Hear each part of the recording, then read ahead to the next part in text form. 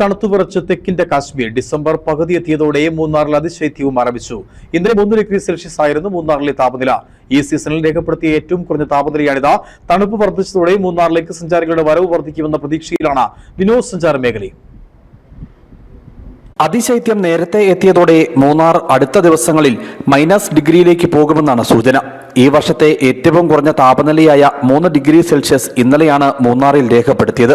Munnar town, Nallathanni, Thenmala, Chittuvara, Chenduvara എസ്റ്റേറ്റിലെ lower division എന്നിവിടങ്ങളിലാണ് താപനില 3 ഡിഗ്രി സെൽഷ്യസിലെത്തിയത്. நல்ல ஒரு பனி குளிராகி போச்சு. இந்த 2-3 நாளாகவே நல்ல ஒரு கிளைமேட் ஆகிப்போச்சு. நல்லா 0 டிகிரிக்குள்ளே உள்ள வாய்ப்பு ஆகிப்போச்சு. இன்னும் வரும் ദിവസങ്ങളിൽ அதுக்குள்ள வாய்ப்பு இருக்குது, நிறைய இருக்குது. വിനോദസഞ്ചാരികൾക്ക് നല്ല ഒരു ഇതായിരിക്കും. കഴിഞ്ഞ ദിവസം മൂന്നാറിൽ താപനില 6 ഡിഗ്രി സെൽഷ്യസ് രേഖപ്പെടുത്തിയിരുന്നു.